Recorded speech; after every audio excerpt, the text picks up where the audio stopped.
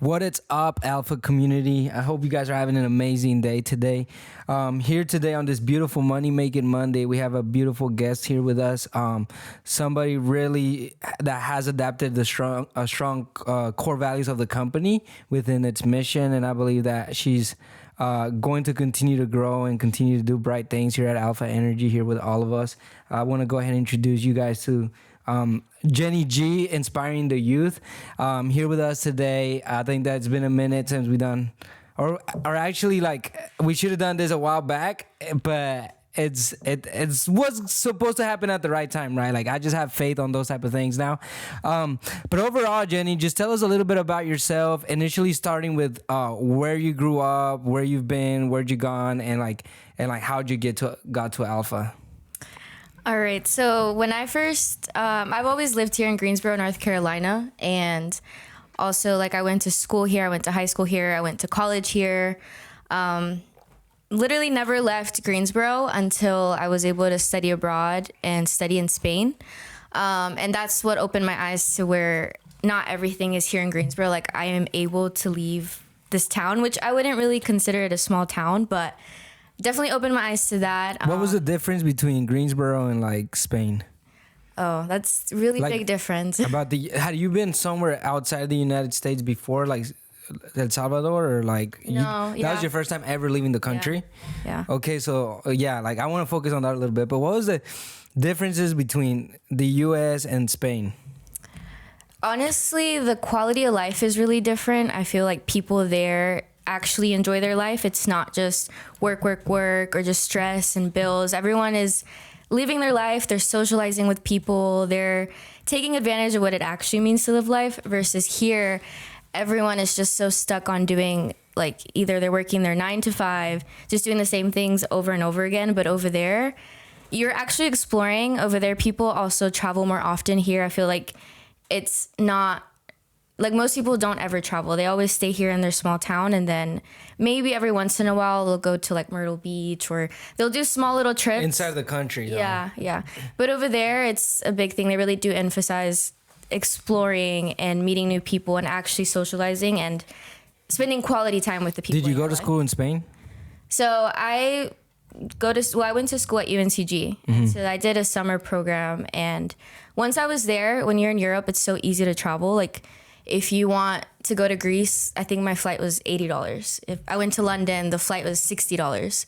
But over there, everything is so cheap, versus here, if you want to go to California, it's like thousands of miles away, but the flight's like $500 to $1,000. So over here, I feel like people don't really take the opportunity to travel as much because it's so expensive for them. But that's another thing too. Like, the quality of life is different, but also all your money isn't going to the basic necessities compared to here. I feel like people just work to pay the basic necessities and then maybe have a little bit of money at the end. So working to live, pretty much, right? Yeah. Okay, so you were there in Spain for how long?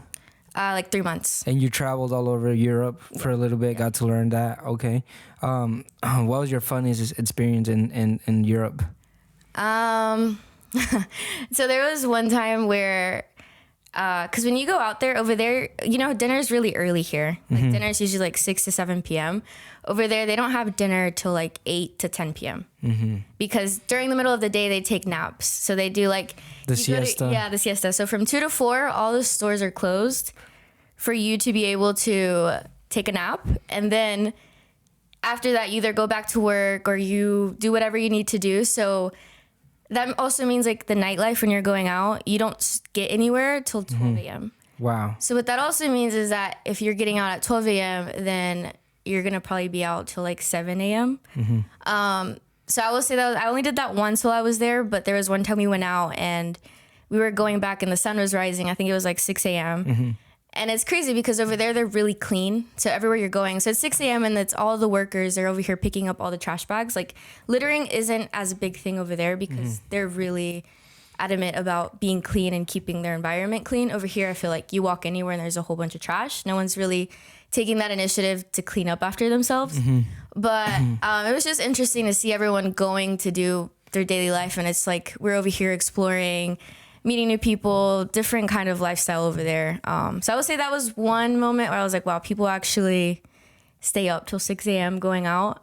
But it was a little draining. But then again, I Was did that also, like at one club, or do you guys were going like at different bars? so over there, you started at a bar and then we went to a club. But I had a flight to London that next morning. Crap. So it was just like packing and then getting on the airplane. But over there, like here you have to be at the airport like super early. But over there, I think you get there an hour and then you're good to go. You're good to go. Yeah. Okay. Well, that's interesting. Even then, moving on. So we were at like you going studying abroad. That was your first time like understanding a little bit outside of what the United States is. And then Greensboro, right? So going to UNCG. Where were we at?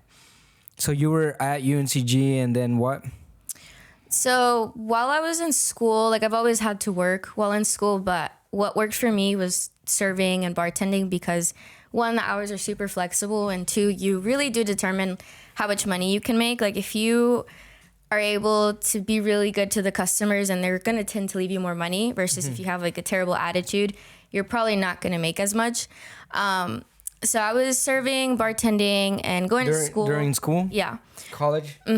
And I did feel at some point like I was just in school to, be the first one to graduate and to get that over with. And then COVID happened, so everything was online, and it kind of made me realize maybe I don't want to continue school after. And that was like the first time that came across my mind because it kind of didn't seem like. So was academics throughout you growing up and your childhood, was that very important to you? Yeah, I feel like I always, because I'm the oldest, I feel like I had to set that kind of example. It's not like my parents were ever like on top of me of getting stuff done. I feel like it was just expected. So I would always like be reading. I would always get stuff done and kind of just figure out how to do certain things on my own. And then it was expected for me to go to college. I don't think my parents ever asked me, like, are you going to school? I think it was like, okay, like that's what your next step is. Like we came here for a reason. Like you have to go to school. And I mean, here, I feel like you get a bachelor's and there's not much you can do with that. It's, I mean, you might be able, depending on what you're. So what year were you at during COVID? That was the end of my sophomore year. I believe. Okay, so going into your junior year. Yeah. Okay, and everything throughout the beginning of your junior year was more like online. Yeah, so like for a whole year, basically everything was online, and that was a big shift for me because I was used to learning in person and having everything there. So at the end of the day, though, college really is like you teach yourself everything. But it was a big shift because it's not like you have someone reminding you, like your teacher, you have to get this done. It's like you get on Zoom and do the classes or you don't. And a lot of people, they took that time to either get better. And I would say there was a part where I probably wasn't disciplined. I wasn't focused. Was that your environment? Yeah, I was hanging out with the wrong kind of people to where school wasn't really the priority. So it was a tough time for school, I will say, because I wouldn't say that was my top priority at the moment. And with everything being online, it's like no one was really there to hold me accountable except myself. Whenever I actually moved to Greensboro. Yeah. Because Alan was like, hey, like he was serving at the time at this little country place, the golf courses, country club, and he had recently gotten I would say like put on break. He's like. Nobody was going out. We didn't know how long COVID was going to last. I was actually in the process. I got approved for an apartment in Clements, and I was going to live in Clements because I was working around that area. And then COVID happened, and then it brought me here, and I was like, okay, whatever. I'm just going to go with the flow, and I had nothing to lose at the time, and I was down for whatever. And yeah, I think I remember me moving here in COVID, and I think it was maybe right after that, Alan invited me to a party, and then that's where I met you and a couple other people, right? And it was through La Parranda where we met, basically. Yeah. And I think that sometimes we're put in circles like that just so we can learn enough and maybe meet those people that are gonna be in the future, right? Because right after that, like I don't ever think like I ever spoke to you till maybe like a year after, or like a couple times here and there, but it wasn't much, you know. It's funny that you mentioned that because I think maybe either the end of that year when we took that big trip to Mexico, there's so many like key points that stick out to me now working with Alpha. Like there was one point I think you had told me how much money you made that week, and I was like, okay, Brian, you're either just trying to show off or this is a lie.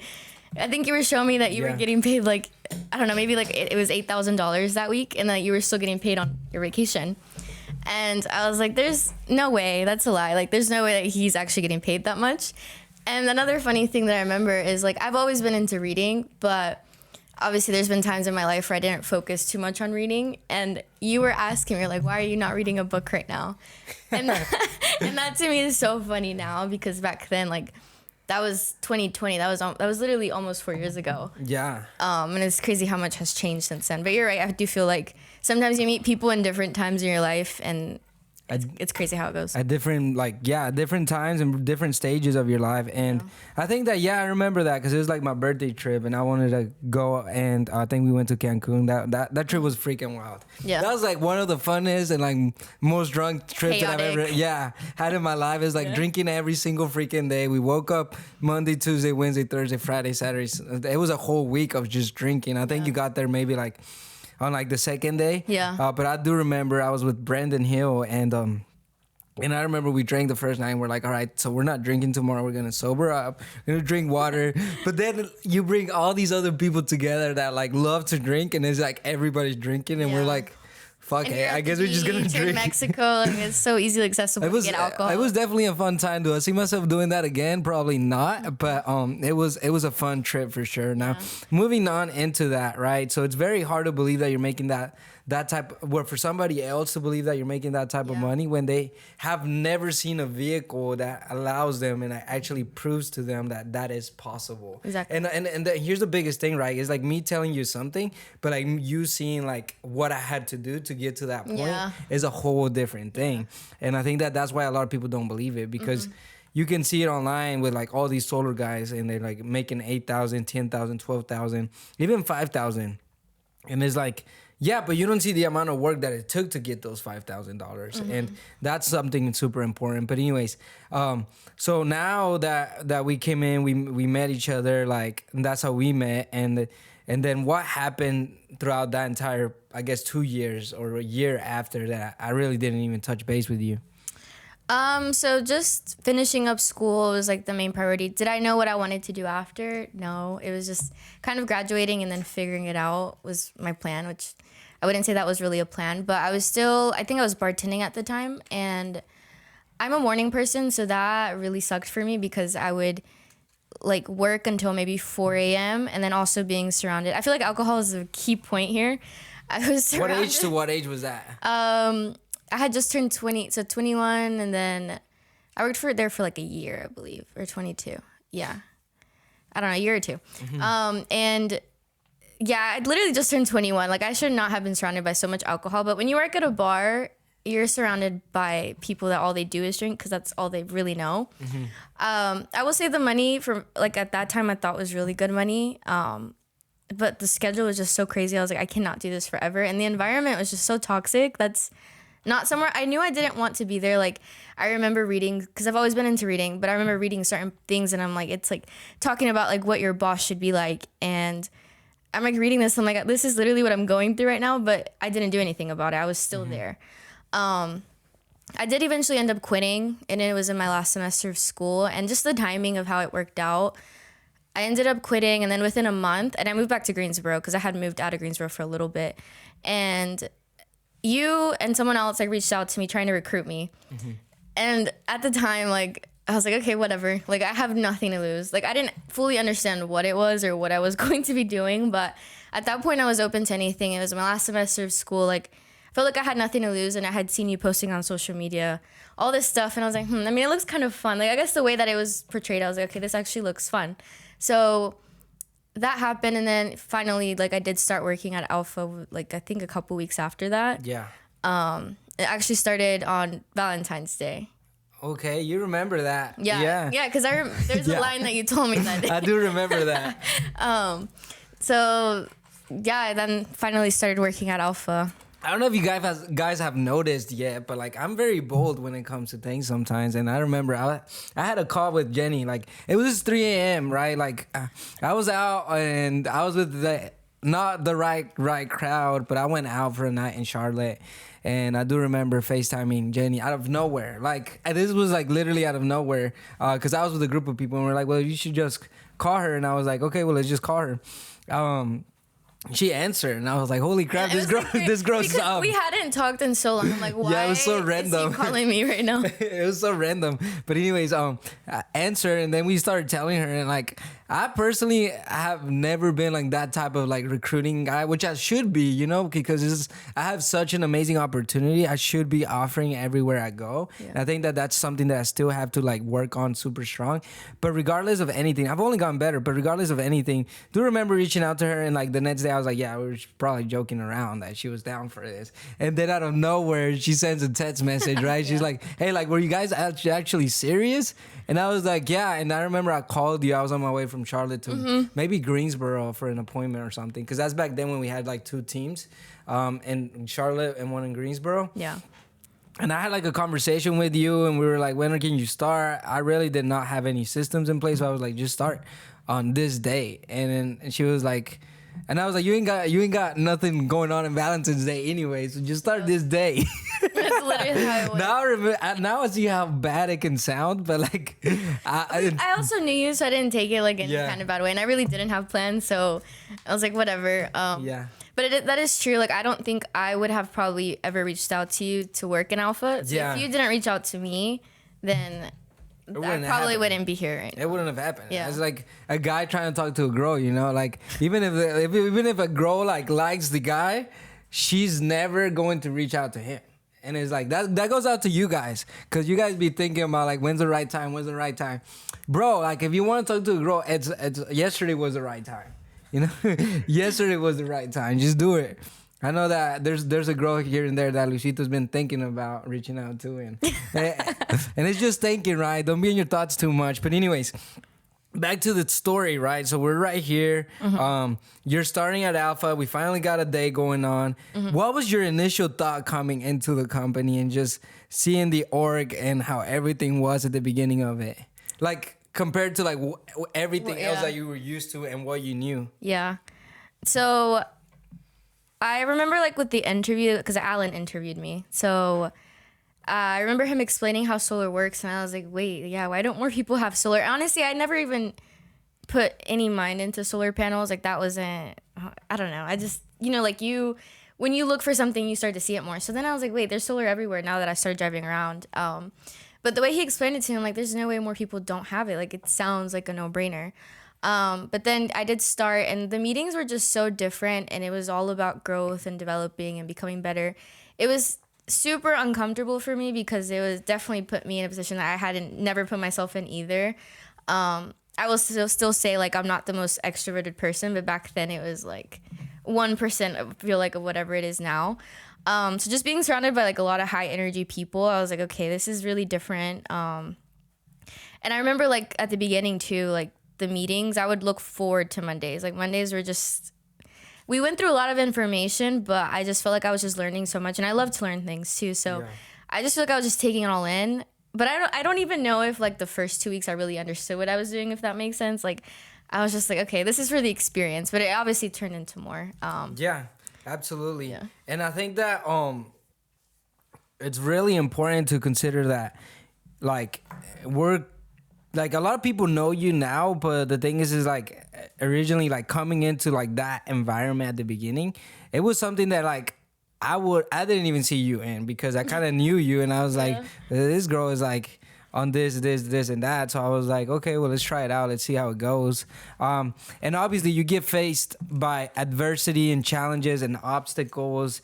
And then the first couple times that you go out to the field, and as a matter of fact, I think that you started with this girl named Shayla, but even like Hector, like on the first day of like you've been here, it's like he gets in a wreck. Yeah. Isn't that correct? Like he crashes that day. That was an interesting day. I mean, so we go out into the field, and Hector, for some reason, decided like we could park like a mile away. So it's him, me, and Shayla. So Hector and 2 girls. We park in some parking lot, basically like a mile away from where we were actually going to be knocking. And I was like, okay, so it's going to be a lot of walking. Cool. And we start knocking. Honestly, like Hector definitely did a good job at training. But yeah, literally up the street from here, we were done for the day. I was like, okay, cool, this is exciting. Because, when you see someone else doing it, it's really different compared to like your first time actually doing it. Yeah, of course. Especially if they're like Hector being a guy that can easily get wins and good he's super conversations. confident. He knows what he's doing. He has experience, so he made it look really easy. I didn't like try to pitch that first day. I was like, "There's no way. There's absolutely no way I'm doing it." But then afterwards, like, yeah, he's bringing us back, and boom, like basically almost like a head-on collision. So I definitely left an impact of some sort. I was like, okay, cool. I mean, it made it interesting, but yeah, that was something. And going back, like taking a step back, I do want to know, like, how did you feel like what you were doing in the past, which is bartending and like serving, helped you and prepared you for a sales opportunity? So like I was telling you, with serving and bartending, you don't have a salary of any sort. It's not like you're making hourly or anything. It's depending on how you want to work and how you want to present yourself. Yeah. So there was days I walked out with a lot of money and what I thought at the time, and there was days that didn't go so well. And some of the stuff were out of my control, but most of it was in my control. So I feel like I was used to kind of the uncertainty of how much I was going to make, but knowing that if I went in there with a good attitude, I was going to walk out more than if I didn't. Just because with serving, I worked with all kinds of people. I worked with a lot of people that also went and got a college degree and ended up not using it. And those people, there was always those people that would be complaining and saying like, oh, these kind of people don't tip me, or I'm having such a bad day. And they would have a bad day. And I'm like, why are you, like, and even then, like, I didn't really understand like why, but I was like, I'm having such a great day. Like, my goal is to make this amount of money. Like, it's probably going to happen. And I was just so nice to everyone. And so even though then I was still pretty shy, I would say, I still knew that if I was really nice to people, like, people weren't going to be mean to me.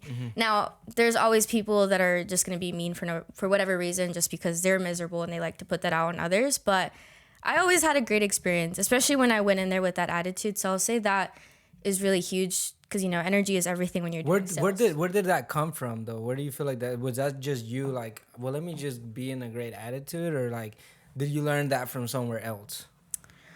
I will say, I feel like it kind of seemed like common sense at the time. But also, like, whenever I was getting into reading, like, more personal development, like, the law of attraction was one of the first things that really stuck out to me, because it kind of gave me hope in the way that, like, you can decide how you want to live your life. Yeah. And I think that played a big part, just reading about the law of attraction and what it meant, and just reading about other people's stories. But more than anything, I feel like it was common sense. Like, if someone's nice to me, I'm going to want to be nice to them. So I would want to treat them that way too. Well, common sense is not common anymore. So that's why I asked that question, just to see exactly where it came from. But regardless of anything, just coming into the opportunity, sales, what are like the first couple challenges you would say that you faced, especially once you started being by yourself? Yeah, so like I said, like, being out there with someone is very different. And then you go out there by yourself, that very first store. Even just getting out of the car and being out there, I would say, is the first. But once you're already out there, I will say I wasn't fully committed that first month, and it showed in my numbers because I didn't get anything my first month. I also did take like a trip, right? Like, I literally started training, and then a week later I was gone to Puerto Rico. Yeah. And then I came back and I was like, okay, now it's time to take this serious. So I get out there my first day, and I'm getting conversations because I feel like as a female, you're not really intimidating. So more people are open to, like, open the door for you. They're willing to, because you don't seem like a threat to them. So I was getting conversations, but I would not be able to schedule the appointment. Like, I did not know how to go for the close. I feel like I was just getting these conversations, and it was just so frustrating because I'm like, I'm talking to so many people, but I'm not getting anything. So I just remember there was like one time I was just so frustrated. I called Alan. I was like, what do I need to do? Like, because I had heard this podcast, and because you guys would send me podcasts, and I was not big into podcasts before until I started Alpha. I was like, wait, okay, maybe this is something I can do, like, while I'm driving, while I'm working out. Like, I can listen to this instead of just reading. And it was like, everything is sales. So at the end of the day, like, if I can't do sales, then what can I do? Like, if everything is sales, then I cannot give up. Like, I have to at least get good at it. So I feel like once I instilled that mindset, I feel like there was a shift. And not like it was automatically easier, but yeah, I think going for the close was the biggest thing, because I don't feel like I was able to assume the close at first. So I feel like once that shift happened and I put more time into actually practicing my pitch myself, and I, like, I always like to take a lot of notes. So actually going through my notes, I feel like that's when things became a little bit better. I feel like a lot of females, when they start, they think of what if this happens to me? What if this happens to me? And I don't think that ever, like in a dangerous situation, I don't think that ever like fully came across my mind at the beginning. I think I was just thinking about getting sales. That wasn't even a thought in my mind. But basically just going for the close was the most. One of the most difficult things. So yeah, and I think that's an initial obstacle for anybody just coming in originally, because it's not something that like society, school will not teach you that you need to close everything in your life. And the thing is like also assuming the sale, it's something huge and important. We're not used to assuming that this deal's closed. Like we're not used to assume that this conversation's like, it's just consistently like leaving it open and expecting them to say yes. Nobody's gonna say yes. So shows that aggressiveness towards like your goals in life, where like you really have to be the one that controls it, because if not, it's just you're not gonna go nowhere with it. And that's an initial lesson. Now when it came to that, how long did it take you to actually start seeing success? So I think it maybe took, so I left for a week for the trip. And then I think it took me maybe like a little bit over a month to get my first sale. And then I was like, okay, this is real. Like you can actually get appointments. You know, it's one thing seeing other people doing them, but then once you actually fully go through that, I'm like, okay. Were you by yourself? I think I was still maybe training with someone, or I think someone was out there. I don't remember, but that first one was probably the hardest. But then I do remember someone giving me advice as to like that first one's the hardest, but once you do that, you start to get momentum and it just seems easier. So I feel like after that, and already having that mindset that I literally cannot give up and I have to get good at it, is where we did a couple of blitzes, which really helped too. And then from there it's just became easier in my mind, I guess. I love it. And just getting that initial sale, do you remember what that was? Walk me through that. I feel like there was, cause I wasn't so sure of how to go for the close. I was like whenever I think they agreed to the appointment, in my mind I'm like, are you sure? Like, are you sure you want to see this? You just seen it so many times where it's like no, Yeah. that like the one time that it happens, you're just like, is this real? Or sometimes people would want to hear more and I just didn't even know what to say, because I'm like, I haven't even got this far yet. But I feel like once I got that first close, and you know, I feel like after that I was like, okay, this is real. This can happen. I can actually schedule appointments. And I feel like that just automatically helps your confidence with the doors. But yeah, I just remember not really believing that it was an appointment. And I feel like it took a couple of closes for me to actually believe it. But yeah, it was definitely a shift once you get your first close. Because it took me so long. And I mean, I was seeing everyone make it seem so easy. Like we had there's this one guy, I think he would just boom, get them. And I was like, okay, he's doing it. There's no reason I can't either. Like there's literally no reason. So yeah, just getting that first close was definitely like the win that I needed. I mean, well, first it has to come to believe, right? And it's like, if you don't believe in it, then it's going to be very hard for you to like even see it.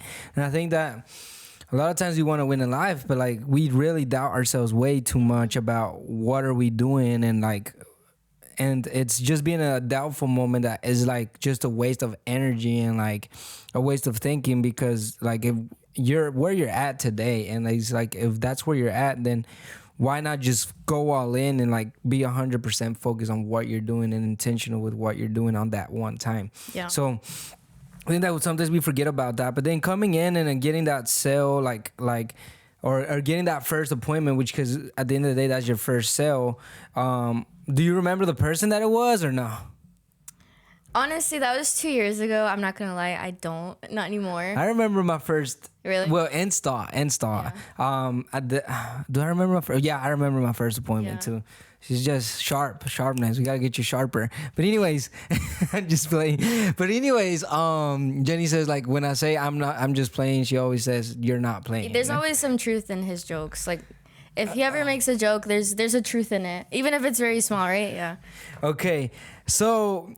And we're going to pretend that didn't happen. But anyways, so going into it, now we get our first sale. How many sales did you get right after, or that specific month where you did get your sale? I think it was 5. 5 sales. Yeah. Okay, so that was like first month coming in. Do you remember what month that was? So I didn't get any sales February. That was 2 weeks. And then March I got 5 sales. And okay. I think I got maybe 8 in April. And then May was a really good month. I think there was only 2 weeks that I got sales, and I think I got 10 or 11. And then there was like 2 weeks where there was like 1 week I took a trip for my birthday, which this is another theme too, is me taking trips.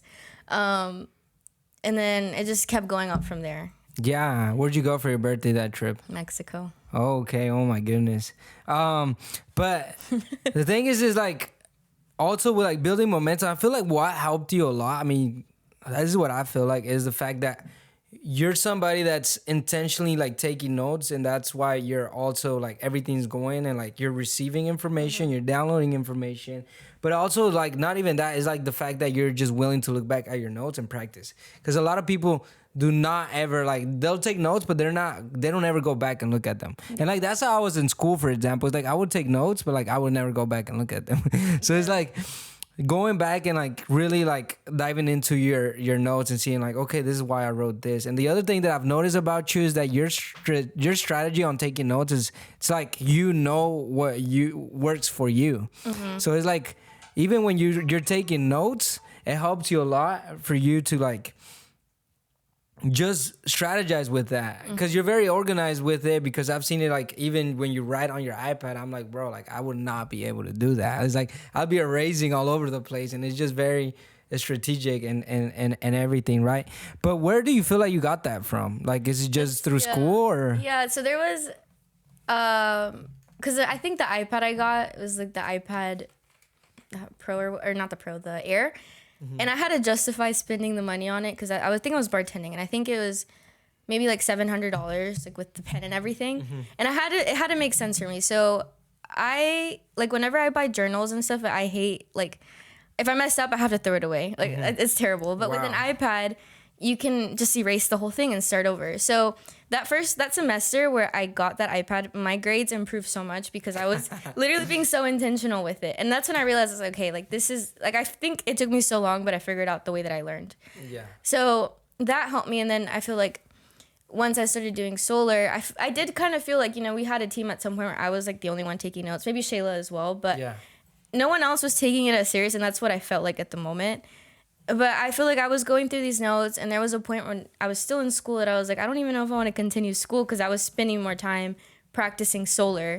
Oh, yeah, because you were still in school. I forgot about that. Like, that's another thing. So there was just a point where I was like, I don't know if I want to continue school because I'm enjoying learning more about solar than anything else I'm currently studying. But I think I feel like I have to have these little goals to justify certain things. And if I see the result, then I'm like, okay, this is great. But that, I feel like I finally figured out the way that I learn. So yeah, with notes, like I still remember there's this one training Hector did on objections that like improved how I handled objections, and I still have those notes. And you know, sometimes I have reps that ask me and I'll share it with them too. Hopefully they look over and it helps, but I do think it is really important to look back over these notes because like you mentioned all the time, like sometimes you read something and it doesn't make sense. Like you might write it down and then a couple months later you're like, oh, like I need to see this now. Yeah. So that's like a big thing for me. Notes, that's definitely that's wonderful, right? So it's just understanding yourself, and learning also the ways that you like to learn things, because your way is not my way, is not anybody else's way. It's like you gotta have your own particular way. But with that said, going into ATN, did you ever have any problem with maybe staying consistent, other than like taking trips and coming back into sales? Yeah, I'll say with setting, I feel like, for example, Felipe and I had really good competition. Like we were always like neck and neck, and there was just certain incentives that were done at the time that would motivate me a lot. Because at some point, I don't even think I cared if I was getting paid. It was like, I want to be setter of the week. Yeah. I want to get this incentive. Like I don't care if I get a paycheck. I need, like it was kind of a game for me at the time, and I think that really helped me. So I will say there's times where, especially with closing, where if I didn't set either small goals, that I would probably fall off. I would become complacent because closing and setting are completely different. So when I wasn't being consistent with my goal setting, it definitely reflected in my consistency with numbers. Absolutely. I think that's super important. But like going into it, right? So it's like, I always say this is like how you do one thing, you do everything. And then when you actually start paying attention to your life and you're like, well, if I'm not doing this right in my sales, there must be somewhere in my life where I'm messing up in the same exact area. Do you feel like that is similar to? Do you feel like we're like-minded on that way? Yeah, like I wish you were wrong. Like there was times where you would bring it up and I would really wish you were wrong. But there are, because if you're not like, honestly, that thing with a Zane call or like closing everything in your life, I didn't want that to be true because I do have this bad habit of avoiding problems. And those problems always catch back up to me. Like it's, and they always get worse. It's kind of like a snowball. So when I was getting into those bad habits of not closing things in my personal life, because sales is so mental and you're always in your head, at least I am, it would catch up to me and like things that aren't related. Because the best way to go about it is having a clean mind, like a clean slate, and just focusing on the sale. But when you're not that way, it definitely reflects. So I definitely agree. I definitely think that, I mean, at the end of the day, when you're doing sales, I feel like it's your whole entire life. I feel like it has to be. So yeah, when certain things are not well, like if I wasn't really going to the gym, if I was waking up later, it definitely reflected. It definitely showed. Even, or sometimes I might have still had a good numbers week, but it caught up to me eventually. Yeah, I think that it always catches up to you, and that's what makes it really hard. Is the fact that like, if you want to know where to fix your problems and what's wrong with you, go into a zero, all commission sales job. Like, that's all I got to say. Yeah, and I feel like that's another thing. Like, when you go into closing, you really figure out, like, what's wrong with you, like, where you need to improve in life. Like, with setting, I think it still can reflect. But with setting, you really are just setting that appointment, getting conversations, and you can just go home. Like, yes, you can call back your back pockets. You can do all of this, but that's it. But as a closer, there's always a million things you could be doing. There's just so much to it that if you're not organized, it's going to show. It's going to catch up to you. Like, there's all these little things that you need to work on will reflect with closing. Literally everything. It's crazy. It really points out everything you need to work on. And if you don't work on it, then eventually it's going to snowball and come back. Absolutely. And here's the thing, right? So going into it and like starting to get sales, when did you actually start like seeing the fruits of your like hard work with finances, you know? Because it's obviously like, we'll talk about it, and I know Hector, me, and like Felipe, and like it's like, well, at the time it's like you have so many people talking about like, bro, like you're gonna make so much money, or like we're making this much, and it's like that's something about sales sometimes where like originally you come in and you're like, bro, but I'm not making no money. Like, what are you guys talking about? Is this real? So it's like, when did you actually start seeing the money? So I know when I first started as a setter, installations took a lot longer than they do now. I feel like that's something setter. It's crazy because when you just started sales, solar, it was really different, right? Yeah. Like, I don't know what that was like. And there's certain things you might have took for granted that we can't realize. And when I started, I feel like some of my installations took forever. Like 3 months, minimum. I feel like as a setter, I was getting so many deals, and I feel like I was constantly at the top of the leaderboard, but I was like, okay, when's the money coming in? Because obviously, so I will say maybe like towards the end of like starting the training for closing, I feel like is when I was like, wait, this is actually real money. Like, it's not like fake money. Like, this isn't made up. So I'll say maybe like 4 months in. 4 months in. But that's another thing. Like I believe my first year, at the end, I took a whole trip, literally the whole month. So it was really cool to be able to go on a trip with my family for a whole month and not work. I mean, obviously there's always like following up. There's always things that you have to do, scheduling installs. But as I was gone the whole entire month, I was getting paid the whole entire month. Yeah. And like, I think I would tell my parents how much I was getting paid as I'm not working, and I don't think they believed me. I mean, it was kind of like you and I moment a couple years before. I know, and it's kind of like I don't know what the word for it is, but it was just like, whoa, okay, this is real. Because I do, and I think that's what came to me at that time. I'm like, okay, well, Brian was telling me he was on a vacation making money and not working at that moment.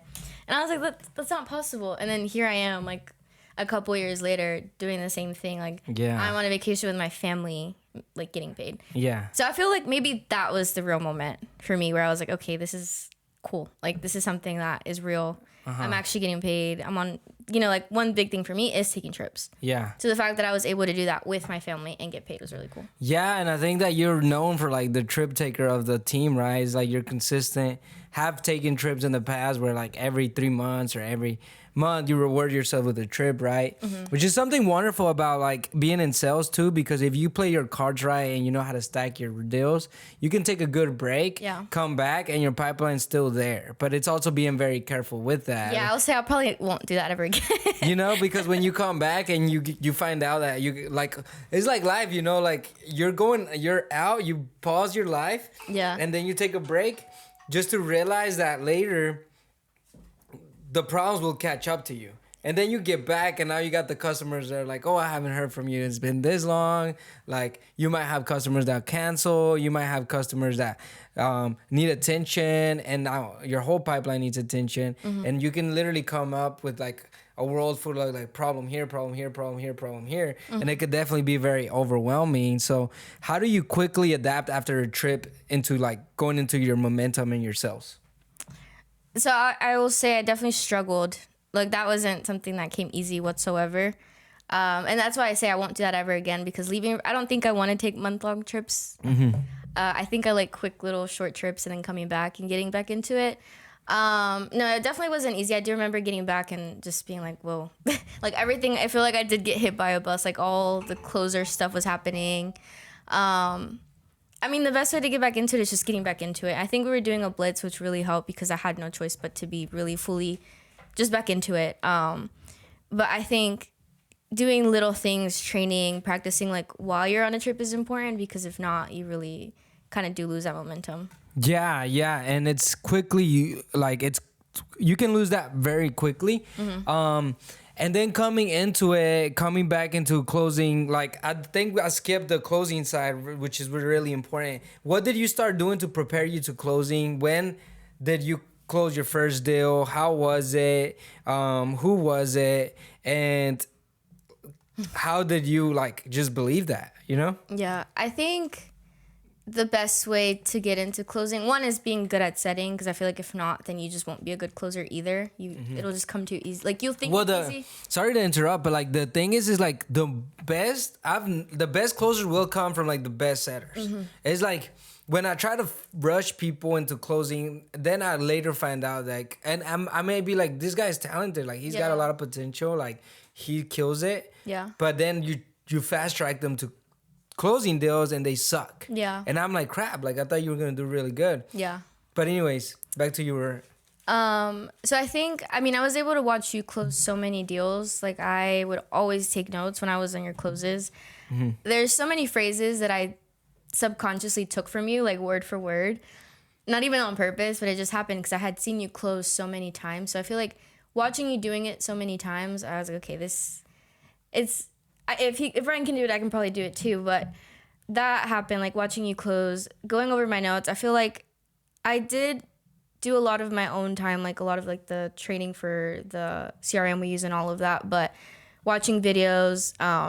But I also don't feel like I am an overthinker, but I don't think I was overthinking it, if that makes sense. I feel like sometimes the best way to learn is just doing it. So I do remember the first like self-gen that I had closed was, I just went out like an hour away from here and I got a walk-in. And then I think I was like, maybe I should get Brian to Zoom, like let's do hybrid. But I don't know, I feel like I was building so much good rapport with her, and I feel like that's really important in a close, that I was like, you know what, let's do it. Now, it wasn't a perfect close. It wasn't, I mean, I don't feel like... That was your first time. Yeah. But I feel like that is the best way to learn. Like you look back and you're like, I probably should have done this, I probably should have done that, but that's how you learn. So I feel like the first couple of times were, like, I definitely didn't even have anyone watching me doing them because I was very nervous about that. Like, which isn't a great thing either. Like, you should be open to feedback. You should be open to having people hear you. That way they can help you improve. And I understood that. But yeah, my first couple of closes, I just went for it. I obviously did go home and practice and like look through my notes, but I just kind of went for it at the beginning. And then after a while, it just kind of becomes a thing that's like, it becomes easier. You implement new things that you're listening to. Eventually, we got Cyro that we're able to listen to other people's closes. So just taking a little bit from everyone and, you know, also keeping up with all the new stuff that was coming out, all the resources that we had, and just adapting to that. Yeah, that's great. So if a setter is going into like closing and they want to become a closer, what kind of tips would you give them? I would say, one, not to rush it.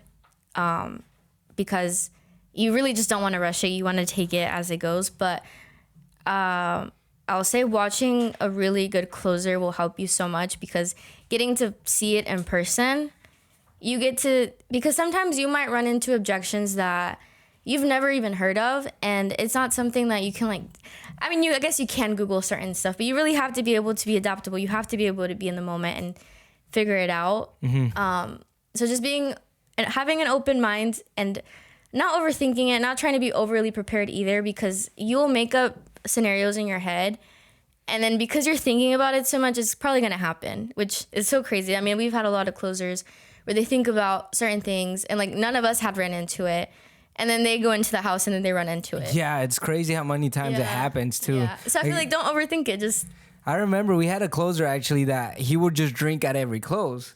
And then we started listening to his Cyros, and it's like, oh, I see that whiskey there. Like, how was that? Yeah. And then they'll be like, you want some? And every single close that he would go into, he would come out drunk. It was absolutely crazy. But it's like, it would happen all the time. And like, I always tell my guys, like, look, if they're offering you food or anything, like, make sure to take it, because it's like your friendship, like it's a relationship. Like they feel more comfortable when you start taking their stuff, not in a bad way, obviously, but it's like in a good way. And yeah, like sometimes you'll do things subconsciously and you start realizing in sales, especially in closing, where like you literally can bring all your things to them and like they'll do it on you. And it's like, wow. Like, and the other thing that we've noticed a lot also is like certain setters or certain closers will attract certain people. Right? And especially with setters, because it's like we as closers go close that deal. So it's like, this guy's only attracting the L type. This is only attracting the tiger. This is attracting the person that drinks. It's talking about the crazy people. Yeah, crazy people, weird people. And it's like all over the place, right? Yeah. Now, when it came to closing your own deals and closing somebody else's deals, how did you adapt to that process? So closing my own, I kind of felt like if I didn't close it, I'm like, okay, well, it's my fault. But whenever I was, scheduled for someone else's appointment, I was not looking forward to it. And I feel like that's a big thing with doing sales, is getting past those self-limiting beliefs. And I mean, I still have them, but compared to 2 years ago, like I don't feel like I thought I could do anything compared to now. So I think it's just like, you just really cannot get in your head about it, because that's what I was doing at first, going to other people's appointments. I just didn't want to disappoint the other person. But I mean, I feel like once I realized like, okay, well, I'm going to try my best and do what I can, go for the close 8 times. If that's what it takes, then that's what I'm going to have to do. But I think just the major theme here is like not having those self-limiting beliefs, because I definitely got so many moments where I would either bring it up to you or someone, or especially Alan, like, and he was like, stop, like you're literally limiting yourself. And that was just, I had to get out of that. And I feel like there was like maybe 2 months in closing where I was just like limiting myself to certain things. Yeah.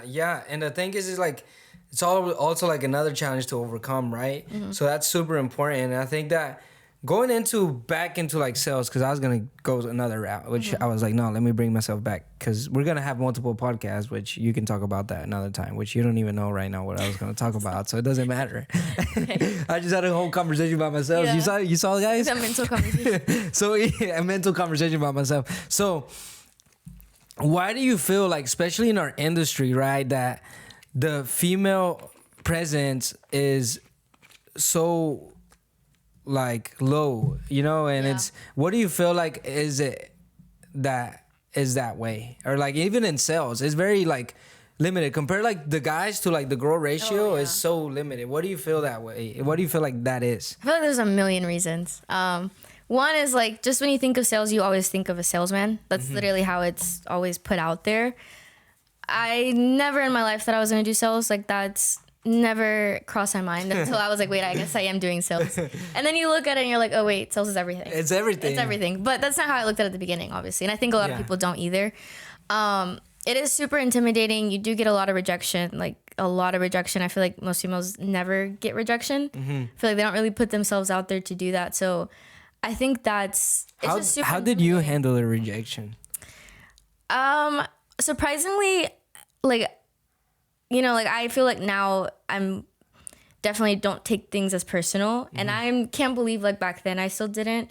But it is really just looking at it as just sales. Like it's not taking like it's not personally anything against you. And it does suck because, you know, we've seen so many females that have so much potential, but when you start looking at like, if you start looking at it as a reason like, oh, this is happening to me, or you can't be a victim in this, Absolutely. honestly, because if you have that mentality, then it's not going to go well for you. Like, you know, that one, we had someone that they were scared that a gun was going to get pulled out, and then it did happen. Yeah, she Which is literally so crazy. attracted that to her life. It was But crazy. it's like I haven't, I mean, I don't know. Like, I've just never had such a crazy scenario out there, but I wouldn't think that would happen to me either. So it's just all a reflection of you.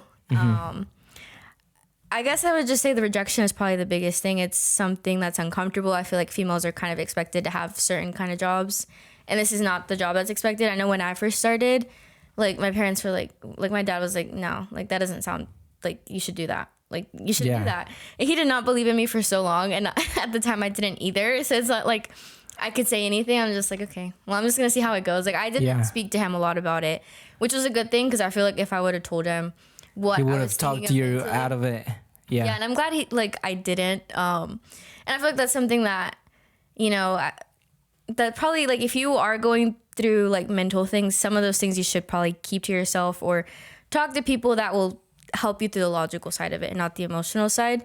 But yeah, definitely when I first started, my dad was like, no, don't, like, you shouldn't be doing that. It wasn't until like, you know, obviously started seeing more success in it and, you know, numbers started going up. Then I did talk to him more about it. Plus the growth, you know, that comes with that when they notice that your conversations are a little bit more intentional. Yeah. Because that's what happens is like you get more intentional with it, and it's like now you're having better conversations. You're more confident, and they probably tell that like the way that you communicate and even the way that you move and your perspective to things, right?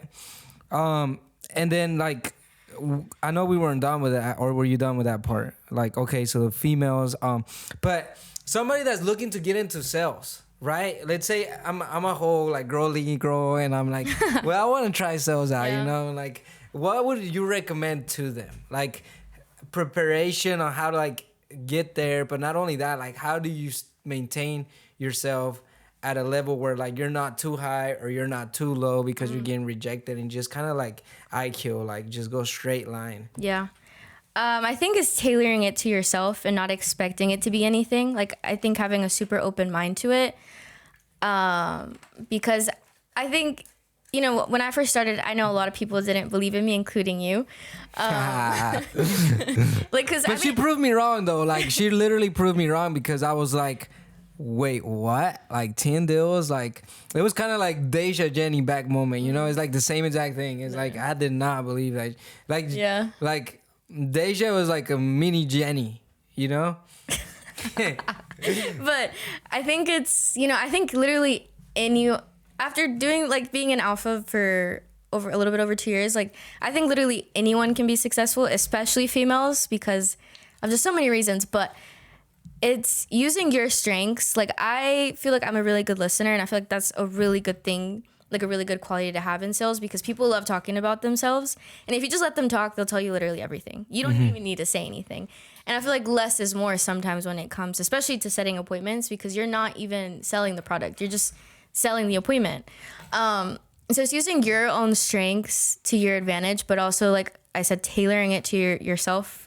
Like I think I've told you, like, you know, I've always liked to get my nails done and stuff like that. So I would set mini goals. Like I cannot, even if my nails look terrible, I cannot get my nails done until I get my next close.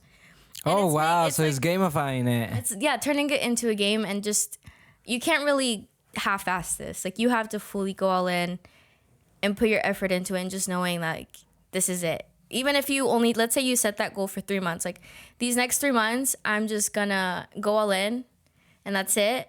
And then if you go all in for 3 months, you're definitely gonna see like results. Absolutely. But I think tailoring it to your experience, like I feel like you really have to come into it not expecting it to be a certain way, and just taking it as it is, and just being open to learn and, you know, adapt. Adapt quickly, right? Yeah. I always talk about that, being adaptable. And I even like, I don't know, like sometimes I'm very strong to other people, but regardless of anything, like when it comes to like coming into sales too, something that I've noticed that you're very good at and have been done in the past is that you're very goal oriented, and it's like setting up your goals and like visualizing your goals and a lot of these things. So you talk to me a little bit about that. How has that in the past helped you execute at the highest level possible? Yeah. Yeah. So I feel like you can't really, if you don't even have like a small goal even for the week, then you really don't know where you're going. And I think I've brought up this quote in one of our meetings before, like if you don't have a plan, you become a part of someone else's plan. So even if it's really small, I feel like that just gives you that motivation that you might need when you don't want to go out there. Or like for the way that I would do it, that worked best for me with setting and closing was each month knowing how many appointments I want, how many closes, how many sits. And like I've told you, like I'm a visual learner. So the way that I would do it is I would make circles and I would X them out every time that I reached it. So that works best for me. I'm a visual learner. Some people might want to do it a different way, but it's like it is really about knowing yourself, knowing what works for you. But like I told you, like I always needed at least small goals, and like trips are always like that kind of like midterm goal for me. It's like, okay, Yeah. I can't take a trip until I get this kind of number. So just knowing what works for you. Absolutely. And going into it too, like knowing your goals and like being very goal oriented is a plus when it comes to coming into sales. The other thing that I do want to like hit really quick before we head out is that, and obviously like this is just sales based because there's so much that Jenni and I can talk about. Like realistically, like we can get into so many other conversations, and I kind of wanted to be based on like sales because to me that's important at this very moment. I feel like it's a good initial start as we progress through Jenni's journey. But the thing is like getting into it, and like obviously you have like these mental fights within yourself about like, is this it? Like, is this a stopping point for me, or like do I need to continue going? Like, and it's consistent, right? It happens to all of us, and I think that everybody that has been in alpha or has been in sales has had those points, right? For sure. So talk to me about like maybe having that point, and like just how did you overcome that point? Yeah. I'll say with just setting, I don't think that was it wasn't a thought for me at all. But closing is just so much more pressure, and I don't think it's anything I had dealt with before. I feel like just with past experiences, I've always had to figure stuff out. But with this, I'm like, is this worth it? Is this, like I feel, and that it really is like when you are going through the lowest mental point is when you just learn so much about yourself and like what your next steps are going to be. So like, I mean, I think there was one time I was just like, I don't think I could do this anymore. I mean, like, I feel like we did have a good conversation about it. But after that, I just, like my numbers literally skyrocketed. Like the month afterwards, insane. Like that was my best month. Yeah, what, 21 deals? And I mean, it really did take me figuring out like what I needed to not do anymore. I needed to just get past that really low point, because after you get past that, it just improves. And it's like you're not always gonna have great months and great weeks, because it really is a roller coaster. Yeah, like, there's ups and downs, and I think it's still a work in progress, but not getting emotionally attached to literally anything. It's just being more logical about it. I think that's the most important thing.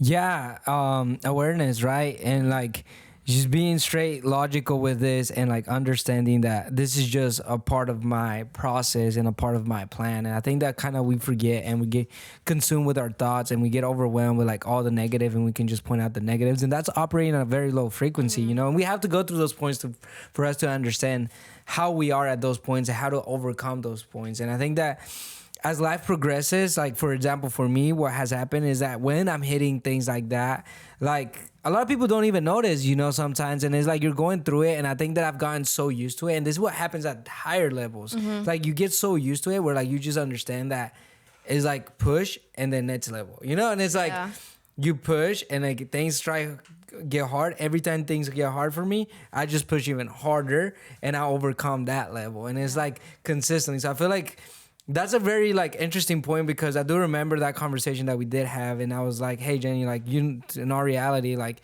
if you don't feel like this is your place and like this is what we're gonna do, like it's totally fine, like take your time, like breathe it in, breathe it out, and see exactly what it is. And it's like kind of left you alone, and then boom, next month it's 21 sales out of nowhere, and we were like, holy shit. So it's like that just goes to show like my like that is like things got really really tough, and it's like we pushed and boom, bounced. I do want to add something to that. I feel like anytime that I have mentally, even if it's just like a small little dip, I have realized like those moments are always like when you're focusing on the lack of something or the negative thoughts. But whenever, like, I've had really good moments where sometimes I'm like, I can't even believe this is happening. Like, Yeah. But it's because I'm so focused on the positive things and like the resources that I have. Like, so it is something now I do focus on, like if I am catching myself, because I mean, you're not always gonna have a great day, but when I am focusing on the lack of the negative, like, you know, as I feel like I am more aware of this victim mentality, and I don't feel like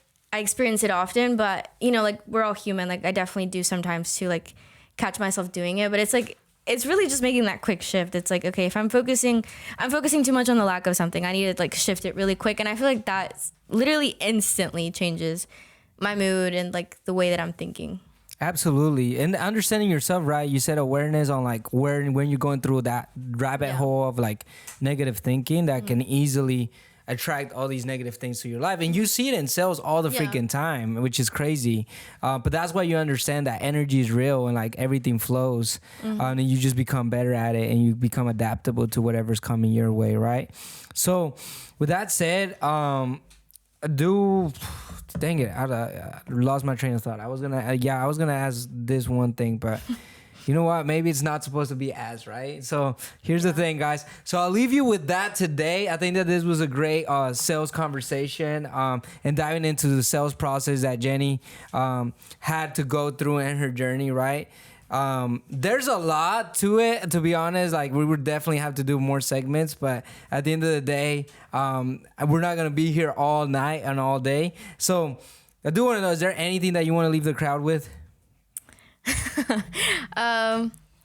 Honestly, just like what I ended off with, just focus on what you have. Don't focus on the lack of, because that'll never bring you any more positivity. So. Absolutely. She said operate at a high frequency and execute at the highest level possible. All right, guys. So if you took something away from this, if you know somebody that would be really good at sales and it's a female, send her this podcast. If Jenni did it, like she said, if I saw people do it, so could I. I just got to work harder. I'm with her. I think that anybody can be good at sales. I don't think sales ever has discriminated anybody. At least I have not seen it.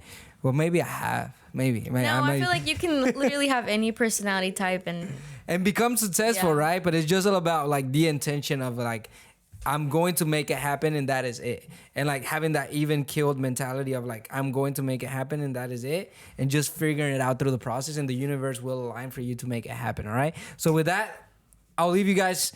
Go make sure to share this. Leave us a 5-star on Spotify. All right, whatever you guys do on YouTube, make sure to like the video. I don't know. I think that's what they do, right? But let's get it. Yeah, like and subscribe.